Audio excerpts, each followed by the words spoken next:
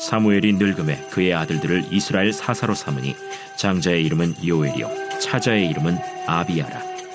그들이 브엘세바에서 사사가 되니라. 그의 아들들이 자기 아버지의 행위를 따르지 아니하고 이익을 따라 뇌물을 받고 판결을 굽게 하니라. 이스라엘 모든 장로가 모여 라마에 있는 사무엘에게 나아가서 그에게 이르되, 보소서, 당신은 늙고 당신의 아들들은 당신의 행위를 따르지 아니하니 모든 나라와 같이 우리에게 왕을 세워 우리를 다스리게 하소서. 오늘 주시는 이 귀한 말씀이 저와 여러분들의 가정에, 특별히 자녀들의 그런 신앙 교육의 현장에 있어서 이 주시는 말씀이 우리에게 은혜가 되고, 이 말씀을 통하여서 우리 모두가 다 특별히 자녀 교육에서 하나님께 영광을 올려드리며 늘 승리할 수 있기를 주님의 이름으로 축원합니다. 우리가 예전부터, 아마 제가 좀 그랬던 것 같아요. 예전부터, 그리고 요즘에도 이런 이야기를 종종 듣습니다. 특별히 교육 현장에 있는 교사들이나 또한 부모님들로부터 이구동성으로 탄식하는 그런 소리를 듣는데요. 어떤 이야기는가? 우리나라 공교육은 점차 무너지고 있다. 대한민국의 교육 현장은 점차 망가지고 있다라고 하는 그런 이야기들을 주변 분들로부터 종종 듣습니다. 제가 아는 어느 집사님의 그런 이야기가 있는데요. 그리스도인으로서 공교육의 현장에 자녀 교육을 도저히 맡길 수 없다고 이야기를 하면서 자녀를 기독교 정신으로 설립되어 운영하고 있는 대안학교에 보낸다는 그런 이야기를 했습니다. 왜 그렇게까지 합니까? 왜 저 멀리 있는 그 어린 자녀를 기숙사를 살게 하면서 그렇게까지 먼 곳에 학교를 보내셨습니까? 제가 물으니까요, 이렇게 말을 하더라고요. 그리스도인으로서 자녀를 공교육에 맡기니까 신앙과 윤리적인 그런 여러 가지의 부분들이 제대로 다듬어지지를 못합니다 라는 그런 말씀을 하셨습니다. 그래서 성경적 교육 시스템으로 운영을 하고 있는 기독교 대안학교에 자녀를 그렇게 맡겼다는 그런 말씀을 제가 들었습니다. 게다가 한국교회 그런 일부 교회들, 특별히 대형 교회들을 중심으로 요즘 같은 경우는요, 대안학교를 직접 설립하여서 교회가 학교를 운영하는 그러한 교회들이 지금 여기저기서 생겨나고 있는데요. 왜 이렇게까지 하는가? 이것이 바로 대한민국 교육 현장의 아픈 현실이기 때문에 기독교 교육의 이념을 통해서, 특별히 성경 교육을 통해서 우리 귀한 미래 세대들을 가르치고 저들을 세우고 교육해야 된다라고 하는 그런 이야기를 자주 듣습니다. 오늘 이 저녁에 우리는요, 한국교회의 사실 모든 목회자들의 고민이기도 하고, 또한 우리 부모님들과 물론 조부모님들의 그런 고민이기도 하는 다음 세대 신앙 교육에 대해서 오늘 주시는 이 귀한 말씀을 통해서 잠시 살펴보기를 원합니다. 그 중에서도 사무엘 선지자의 가정을 우리가 잠시 들여다볼 건데요, 이 사무엘 선지자의 자녀 교육, 특별히 이 사무엘의 자녀 교육은 왜 실패했는가를 오늘 이 본문의 말씀을 통해서 살펴보게 될 것입니다. 주시는 귀한 말씀을 통해서 우리 성원교회가 왜 다음 세대를 위해서 간절하게 기도하며 저들을 축복하고 우리가 왜 격려하는 데 힘을 써야 되는가? 우리 특별히 미래 세대를 위해서 우리 기존 성도님들이 과연 무엇을 위해서 기도하며 우리가 다음 세대를 위해서 어떻게 중점적으로 주님의 그런 마음을 깨달아 가야만 하는가? 오늘 주시는 이 귀한 말씀을 통해서 온전히 깨달으시며 정말로 미래 세대, 우리 귀한 자녀 세대를 양육하고 저들을 위해서 기도하는 데에 최선을 다할 수 있는 우리 성원교회 여러분 모두가 되시기를 주님의 이름으로 축원합니다. 오늘 본문의 말씀을 통해서 우리는요, 두 가지로 잠시 다음 세대 신앙 교육에 대해서 살펴보겠는데요. 첫 번째입니다. 부모는 자녀에게 신앙의 교과서가 되어야 된다. 부모라면 모든 자녀들, 우리 손주들도 마찬가지예요. 신앙의 교과서가 되어야 된다. 제가 신앙의 교과서가 되어야 된다라고 하는 이 이야기는 여러분들에게 자주 언급을 했었던 부분이죠. 그죠? 우리가 읽었던 이 본문의 말씀은 선지자 사무엘의 가정을 잠시 짧은 구절이지만 설명을 하고 있습니다. 사무엘 선지자, 위대한 이스라엘의 민족과 나라를 이끌어갔었던 사사였고 또한 선지자였고 제사장 역할을 잘 수행했었던 그야말로 하나님이 함께 하시는 위대한 사명자였습니다. 사무엘이 이스라엘이라고 하는 이 나라와 민족을 다스리는 동안 우리 하나님께서는 이스라엘과 민족들에게 평강을 항상 허락하여 주셨습니다. 없어요. 하지만 그 이스라엘 민족들은 평강을 허락하셨던 하나님 앞에서 죄를 범하였고 하나님의 마음을 아프게 했었던 그러한 여러 가지 그런 모습들을 계속 반복을 했었는데요. 오늘 이 본문의 말씀에 와서는 이스라엘 민족들이 하나님께 특별히 선지자를 찾아와서 무엇을 요구하는가?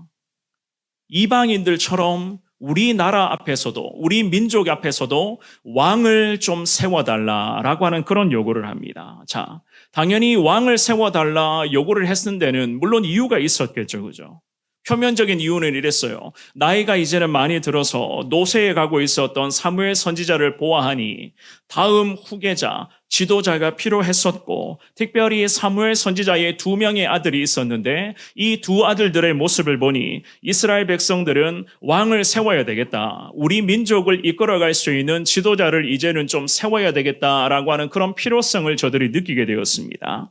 왕의 제도, 즉 왕정 정치라고 이야기를 하잖아요. 그죠? 주변 열강들과의 그런 외교 관계에서도 이 왕정 정치 제도는 그 시대에는 유리한 지위를 확보할 수가 있다는 생각을 하고 있었고 특별히 외부 그 세력들의 그런 침략 앞에 왕정 정치 제도에 따르면은 좀 더 신속하게 침략을 대처할 수 있는 효율적인 제도다라고 하는 그런 생각들을 갖고 있었습니다.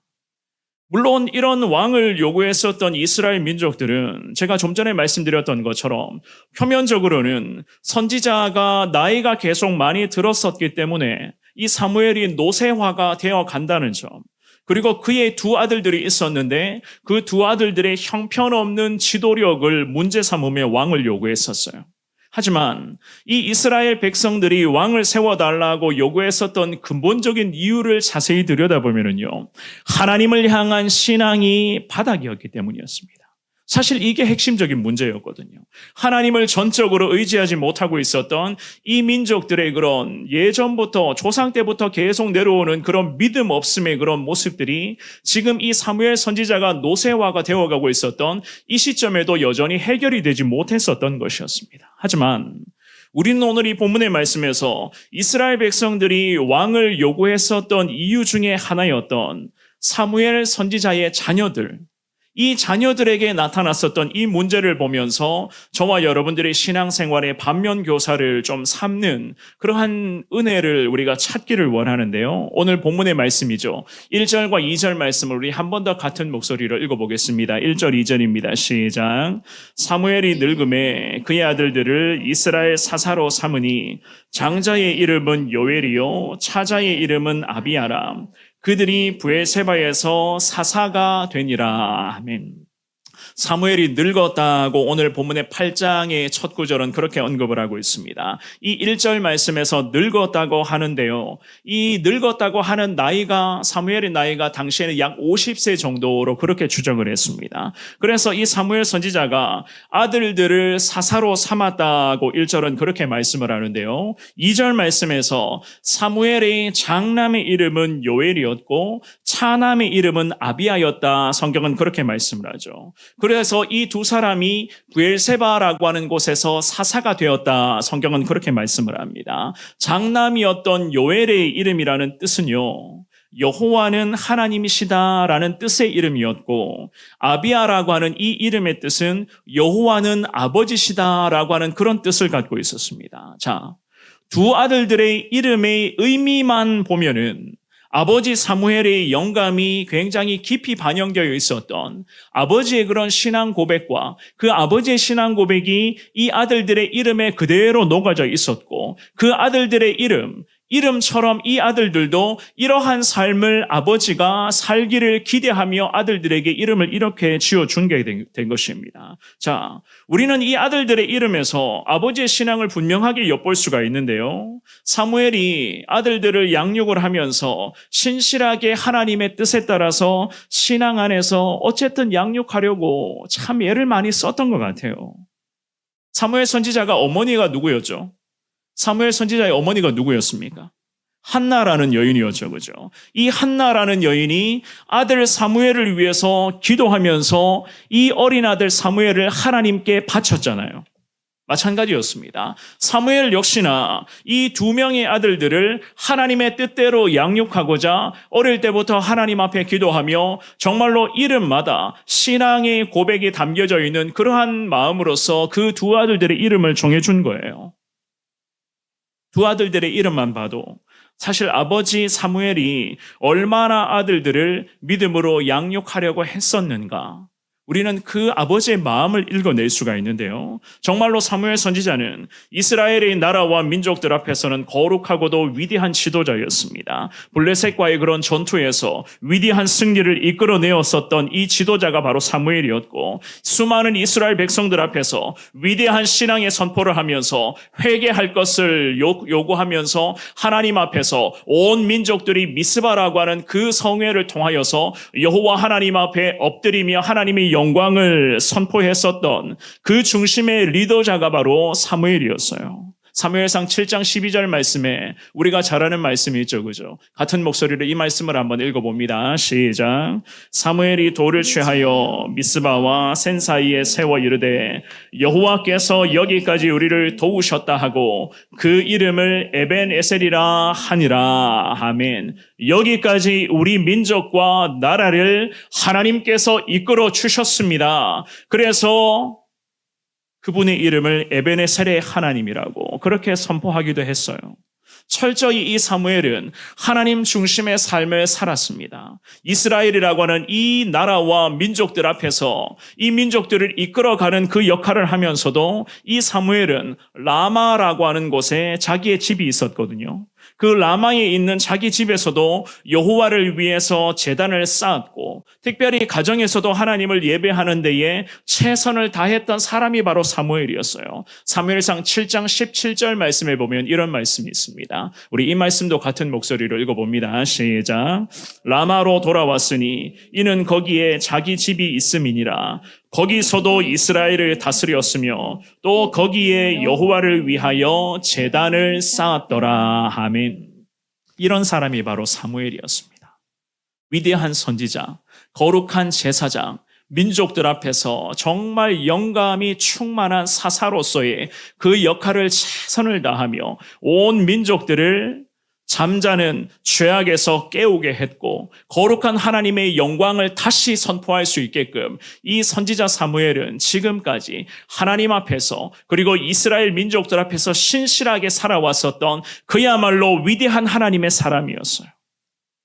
오늘 이 저녁에 예배에 나오신 사랑하는 여러분, 우리는 사무엘의 이러한 하나님 중심의 삶을 통해서 우리가 무엇을 이 저녁에 깨달아야만 하는가 기억하시기를 바랍니다.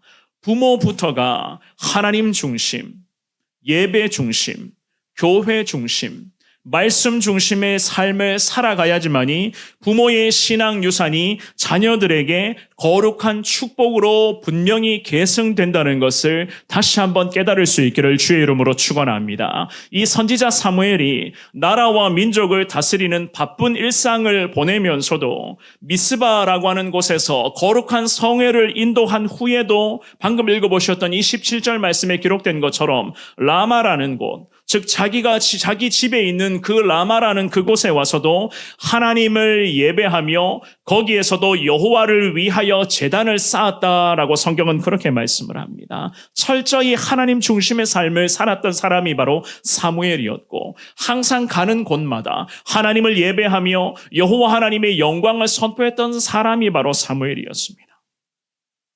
여러분들도 이러한 사무엘의 신앙을 잘 본받으셔서 정말로 가정에서도 그리고 일터에서도 특별히 여러분들이 서 있는 그 삶의 현장에서도 하나님을 예배하는 데에 주저함이 없는 인생 되게 해달라 주님 앞에 기도하시며, 우리 자녀들에게, 우리 손주들 앞에서, 우리 사랑하는 후손들 앞에서도 정말로 나부터가 깨어 기도하는, 나부터가 하나님 중심으로 살아가는 저들에게 신앙의 교과서 역할을 잘 감당케 해달라. 이 저녁에 다시 한 번 더 주님의 긍휼을 구하시는 저와 여러분들 되시기를 주님 이름으로 축원합니다. 두 번째입니다. 두 번째, 바쁜 일상과 가정을 돌보는 데에 영적인 균형을 잘 이루어 가셔야 되는 거예요. 자, 여기에서부터 이제 문제점을 우리가 살펴보겠는데요. 자, 3절의 말씀을 한번 가보겠습니다. 오늘 본문에 사무엘상 8장 3절 말씀 같은 목소리로 읽습니다. 시작. 그의 아들들이 자기 아버지의 행위를 따르지 아니하고 이익을 따라 뇌물을 받고 판결을 굽게 하니라. 아멘. 사무엘 선지자가 어릴 때부터 보고 배우며 깨달은 바가 있었죠. 그죠? 그것이 무엇인가 하면은 이 사무엘 선지자가 어릴 때부터 성전에서 생활하며 자랐던 사람이었어요. 그 당시에 성전의 책임자이자 제사장이 누구였었죠? 엘리라고 하는 이름을 가진 제사장이었죠. 그죠?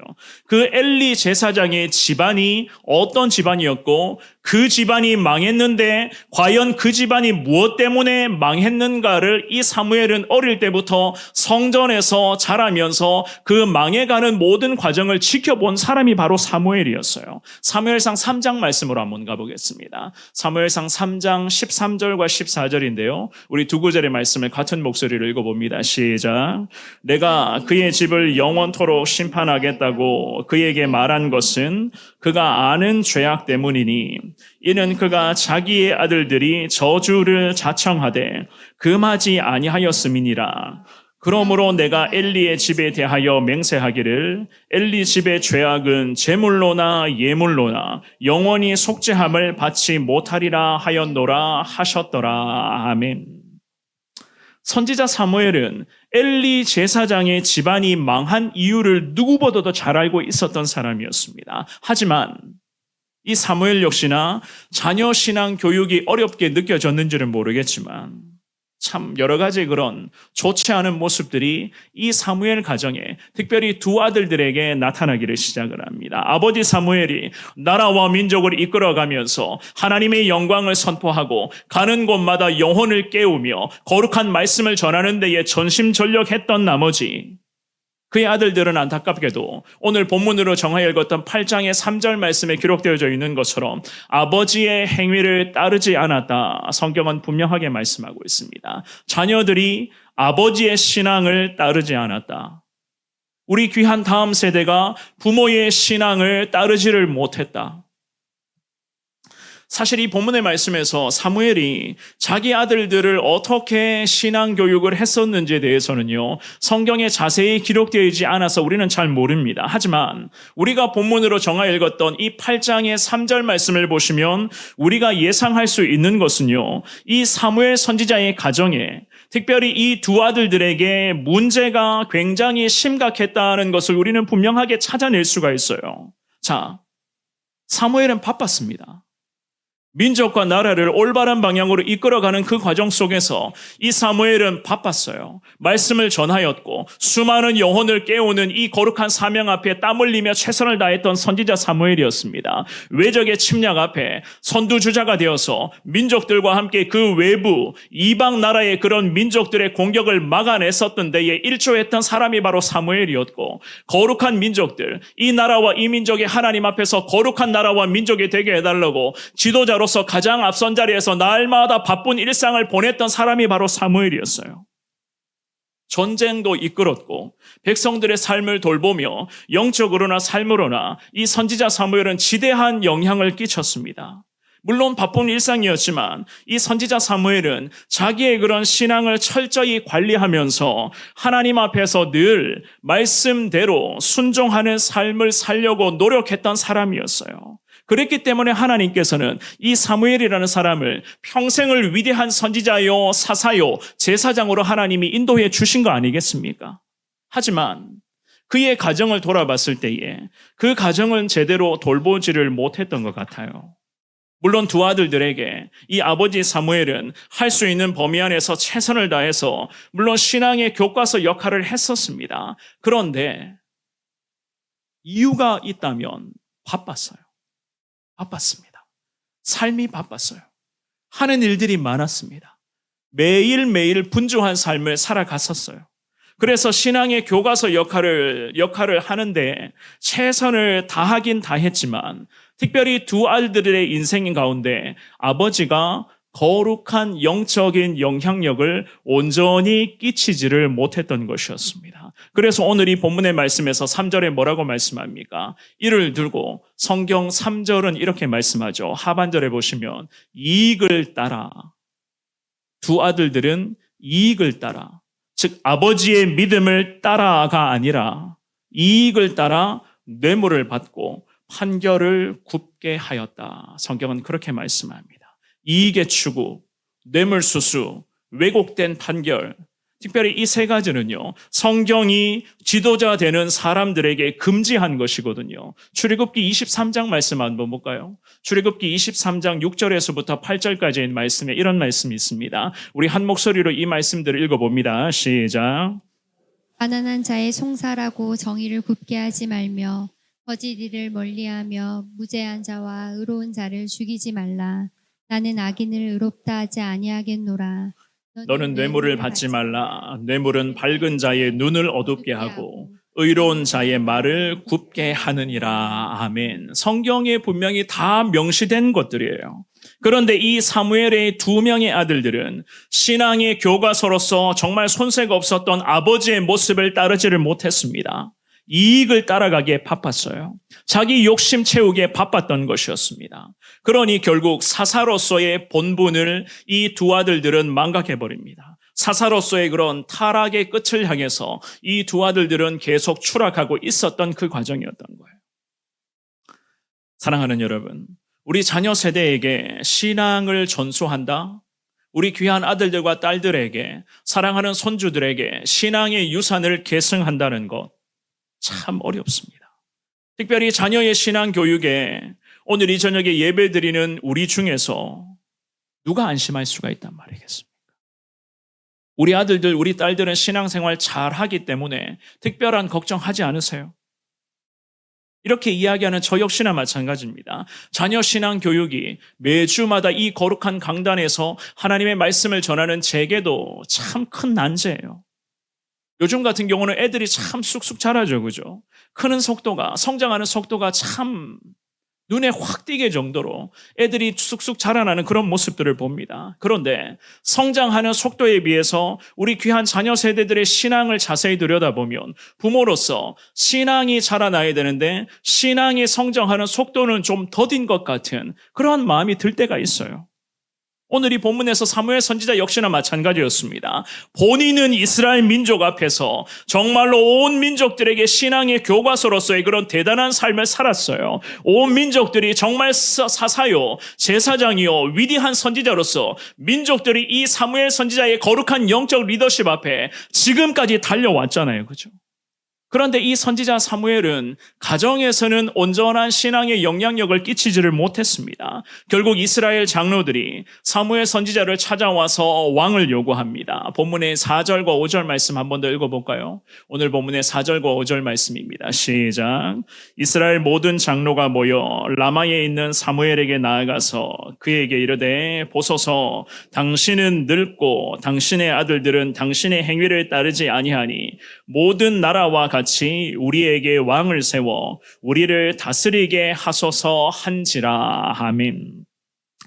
이스라엘 장로들이 찾아왔는데 이들의 요구는 사무엘 선지자 아들들의 부정직함과 사무엘 선지자의 연로함을 언급을 하고 있습니다. 그런데 제가 오늘 말씀 서두에도 잠시 언급을 드렸죠. 그죠? 정작 이들이 왕을 요구했었던 중요한 이유는 그들의 믿음 없음, 즉 신앙 없음이 가장 핵심적인 문제였거든요. 하나님을 제대로 의지하지 못했던 이스라엘 민족들과 나라의 영적 상태였습니다. 그를 두고 오늘 본문으로 읽진 않았지만 8장의 7절과 8절 말씀에 보시면 하나님께서는 그들의 믿음 없음을 분명히 지적을 하셨어요.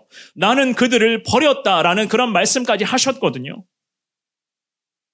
제가 오늘 이 본문의 말씀을 준비를 하면서 이런 생각도 한번 해보게 되었습니다. 만약에 이 사무엘의 신앙 유산이 두 아들들에게 온전히 계승되어 이 두 아들들도 아버지 사무엘 못지않는 정말로 대단한 영적인 리더십을 갖고 나라와 민족을 섬기기를 시작을 했다면 과연 이 이스라엘의 장로들이라는 대표자가 사무엘 선지자를 와서 왕을 세워달라는 요구를 할 수 있었겠어요? 저들이 믿음이 없다는 것을 드러내 보이지를 않았겠죠. 그죠? 이스라엘의 대표들이 사무엘 선지자의 신앙과 그 두 명의 아들들에게까지 아버지의 신앙 유산이 두 아들들에게 고스란히 계승되어 그야말로 세대가, 정말로 세대와 세대가 하나님 중심의 거룩한 신앙의 영광을 위한 모습이 있었다면 이스라엘의 그런 민족들의 대표자들이었던 장로들이 와서 저들에게 요구를, 왕을 세워달라는 요구를 할 수 있었겠는가? 이 본문의 말씀을 준비하면서 물론 저 역시나 간절하게 기도를 했습니다. 저도 조부모님 그리고 부모님의 그런 신앙 유산을 그대로 계승받아 목회자로서의 그런 삶을 살고 있는데 대대로 내려오는 신실한 그런 신앙의 유산이 저 역시나 마찬가지예요. 우리 자녀들에게까지 온전히 계승하게 해달라. 늘 제게도 정말 간절하게 기도해야 되는 기도 제목인 거예요. 정말 기도 제목이에요. 오늘 이 본문의 말씀에서 엘리 제사장의 집안이나 사무엘의 집안이나 결국 신앙의 유산이 자녀 세대에게까지 온전히 계승되지를 못했습니다. 부모 세대가 신앙생활 잘한다고 자동으로 우리 아들들, 딸들이 신앙생활 잘하는가? 아닙니다. 부모 세대가 천국문을 당당하게 통과해도 우리 자녀 세대들이 부모 세대에 따라서 천국문을 자동적으로 통과할 수 있는가? 아니라는 이야기예요. 아니라는 이야기. 왜 이 엘리 제사장의 집안이나 사무엘의 집안이 이 지경이 되었는가? 바쁜 일상과 그리고 가정을 돌봐야 되는 두 가지 영역에서 이 선지자 사무엘도 물론 엘리 제사장도 마찬가지였어요. 영적인 균형을 제대로 이루어내지를 못했기 때문이었습니다. 바빴어요. 선지자는 참 바쁜 일상을 살았습니다. 하루하루가 참 분주했어요. 민족들을 이끌어 가려고 하니 사실상 이스라엘 민족 앞에서 대통령이 바로 사무엘이었잖아요. 그죠? 그 민족과 나라를 이끌어 가려고 하니 얼마나 바빴겠습니까? 직장에서도 열심히 일을 해야 되고 삶의 현장에서도 열심히 땀 흘리며 살아가야 되고 정말로 남들보다 잠을 1시간, 2시간 덜 자는 경향이 있더라도 열심히 일해야지 지금 이 시대 가운데도 우리가 흔히 하는 말로 먹고 살 수가 있는 시대입니다. 그렇기 때문에 신앙을 돌본다. 특별히 자녀 신앙을 관리한다. 손주들의 신앙을 위해서 기도한다. 참 바쁩니다. 우리가 그렇게 하기에는 참 바빠요. 지금의 시대적인 이 시스템이 그렇게 되어버렸습니다. 오늘 이 본문의 말씀에서 어머니였던 한나로부터 아들 사무엘에게까지 이어졌던 거룩한 신앙의 유산이 3대로 이어지는 데는 실패했다는 거예요. 거룩한 신앙의 유산이 1대, 2대, 2대를 넘어서 3대로 와야 되는데 3대로 오기까지가 참 어렵다는 이야기입니다. 물론 1차적인 문제의 원인은요, 그 두 아들들의 믿음 없음, 그 자녀들의 그런 신앙의 부족이 문제의 원인이었겠지만 이 사무엘도 마찬가지입니다. 아버지로서 신앙의 교과서 역할을 제대로 하지를 못했기 때문에 이 두 명의 아들들이 아버지의 신앙을 따라간 것이 아니라 세상의 이익과 세상의 욕심과 세상의 방법과 세상의 소리에 삶을 뺏기고 마음을 뺏기고 그들의 인생이 결국 무너지게 되었다. 성경은 이렇게 말씀합니다. 그렇다면 사랑하는 여러분, 우리가 이 사무엘의 집안을 들여다보면서 과연 반면교사 삼아야 할 것이 무엇인가? 특별히 우리가 가정과 자녀들을 교육하는 데 있어서 가장 중요하게 여겨야 할 것이 과연 무엇인가? 특별히 일상과 가정을 돌보는 이 두 가지의 영역에서 영적 균형을 잘 이루어가기 위해서는 우리 역시나 어떻게 해야만 하는가? 방금까지는 이 사무엘 선지자의 가정에서 나타났었던 우리가 문제점들을 잠시 살펴보았습니다. 부모가 신앙의 교과서로서의 그 역할을 다해야 된다는 것 깨달았고, 물론 개인의 삶도 마찬가지, 우리의 가정을 돌보며 직장 생활하며 여러 가지 일상 속에서도 참 균형감 있게 거룩한 영적 균형을 잘 이루어 가야 한 것도 우리가 오늘 이 본문을 통해서 다시 깨달았어요. 그리고 마지막입니다. 중요한 것. 특별히 자녀들을 신앙으로 교육하며 우리 사랑하는 손주들을 신앙으로 잘 자라가게 하기 위해서는 과연 우리는 어떻게 해야 되는가? 실질적인 부분에서 과연 우리는 무엇을 자녀의 신앙 교육으로 근간을 삼아야 되는가? 디모데후서 3장 말씀을 한번 가보겠습니다. 디모데후서 3장 16절과 17절 두 구절의 말씀을 우리 같은 목소리로 읽습니다. 시작. 모든 성경은 하나님의 감동으로 된 것으로 교훈과 책망과 바르게 함과 의로 교육하기에 유익하니 이는 하나님의 사람으로 온전하게 하며 모든 선한 일을 행할 능력을 갖추게 하려 함이라. 아멘. 사랑하는 여러분, 성경을 자녀 신앙 교육의 근간으로 삼을 수 있기를 주님 이름으로 축원합니다. 성경 말씀대로 자라나고 성장하게 해달라. 우리 자녀들, 손주들을 위해서 그렇게 기도할 수 있는 여러분 다 될 수 있기를 주의 이름으로 축원합니다. 결국 성경 말씀이 대안이에요. 성경 말씀대로 키우셔야 됩니다. 성경 말씀대로 양육하셔야 되고 성경 말씀대로 자녀들을 위해서, 손주들을 위해서 기도해 주셔야 되는 거예요. 방금 읽어보셨죠? 모든 성경은 하나님의 감동으로 기록된 책이라고 그렇게 말합니다. 사람의 목소리를 담은 책이 아니라는 이야기예요. 이 성경은 하나님의 감동으로 성령의 영감에 따라서 하나님의 사람들이 성령의 영감을 따라서 기록되어 있는 하나님의 말씀입니다. 성경 말씀대로 키우라는 거예요. 뭐라고 이야기합니까? 하나님의 감동으로 된 것으로 교훈과 책망과 바르게 함과 의로 교육하기에 이 성경은 유익하다고 우리에게 그렇게 말씀하세요. 교훈은 뭡니까? 교훈. 교훈은 바른 길을 제시하는 것을 우리는 교훈이라고 이야기를 합니다. 그렇다면 책망은 뭐예요? 책망. 자녀들이 잘못된 길을 갈 때에 그 길로 가면 안 된다고 우리 부모님들이 자녀들을 신앙적으로 책망하셔야 된다는 이야기예요. 말씀으로 하셔야 된다는 이야기입니다. 그리고 바르게 함은 뭡니까?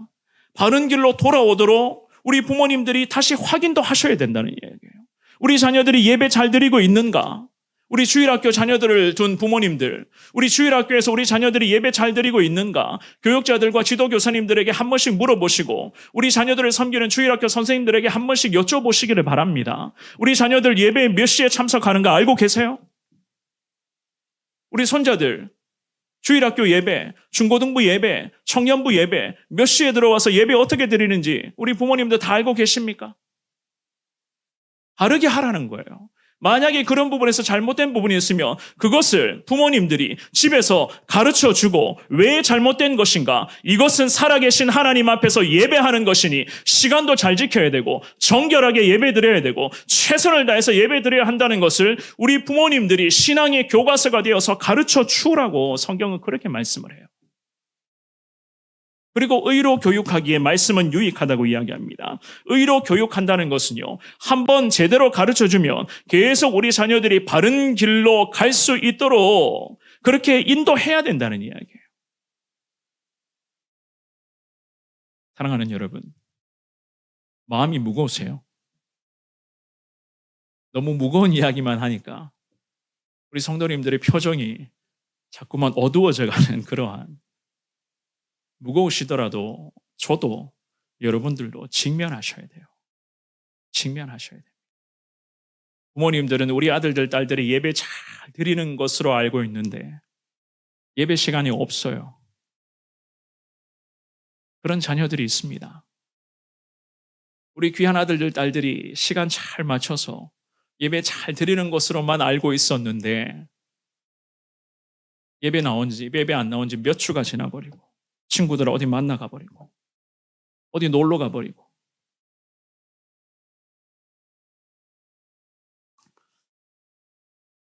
그래서 제가 요즘에 기도하는 게 있습니다.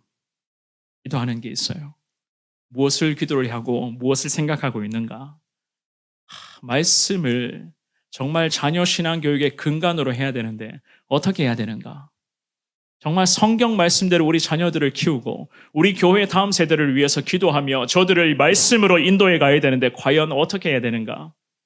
고민하면서 기도 중에 요즘에는 이런 생각을 합니다. 우리 성도님들에게도 우리 자녀들 온 성도들이 다 온 가족 성경 암송 대회를 한번 해야 되겠구나. 그 생각을 한번 해요. 온 가족 성경 암송 대회. 어떠세요? 왜 대답이 없으십니까? 갑자기 고개를 푹 숙이시는 분들도 있는데 한숨이 그냥 팍 나오는데 결국 성경 말씀으로 가셔야 돼요. 말씀으로 가셔야 됩니다. 말씀으로 권하셔야 되고, 말씀으로 바로잡아 주셔야 되고, 말씀으로 훈계하셔야 되고, 내가 말씀 앞에 나부터, 즉 부모부터 바로 서 있어야 되는 거예요. 그게 정답입니다. 그게 정답이에요. 우리 대한민국 부모님들, 특별히 한국교회 부모님들도 마찬가지라고 생각합니다. 자녀 교육에 있어서는 참 세계 최고죠, 그죠? 세계 최고의 열정을 가진 사람들입니다. 하지만 자녀들을 신앙으로 교육하는 데는 사실상 별로예요. 별로입니다. 얼마 전에도 어느 성도님이 이런 이야기를 하더라고요. 요즘 애들이 다 하나같이 우울하다. 요즘 애들이 하나같이 다 우울하다는 그런 이야기를 해요. 왜 그럴까요? 왜 애들이 다 우울할까? 대한민국 교육 현장에는 학업만 있지, 계속 공부만 이야기를 하지, 영성과 인성교육은 자꾸 결여되어 가고 때문에, 그래서 자녀들이 우울한 것 아니겠습니까? 겸손한 마음으로 자녀들을 위해서 기도하며, 정말로 부모부터가 주님의 거룩한 도우심을 매번 구하며, 나부터가 주님 앞에 매달리며, 나부터가 하나님의 말씀에 붙들릴 때에 우리 자녀들도 우리의 신앙을 온전히 배우게 될 것을 여러분들 오늘 이 저녁에 다시 한번 깨달을 수 있기를 축원합니다. 가정에서의 신앙 전수, 특별히 교회에서의 신앙 훈련, 결국 하나님 은혜의 영역에 들어오는 거거든요. 우리 자녀들이 하나님 은혜의 영역에 들어오게 하는 거예요. 부모로서 오늘 이 저녁에 기도하실 때에 하나님, 그동안 내 생각을 정답으로 여긴 것, 특별히 자녀 교육에 있어서 부모로서 부모의 그런 생각을 자꾸만 정답으로 여긴 나의 연약함을 용서해달라. 주님 앞에 그렇게 기도하시며 철저히 하나님의 말씀을 근간으로 삼아 우리 자녀들 정말 말씀 중심, 예배 중심, 교회 중심, 하나님 중심의 자녀로서 양육하겠습니다. 그러한 손주로서 자라날 수 있도록 저들을 위해서 기도하겠습니다. 오늘 이 저녁에 주님 앞에 고백하시면서 주님의 은혜와 긍휼을 구하며 나아갈 수 있는 저와 여러분들 되시기를 주님의 이름으로 축원합니다.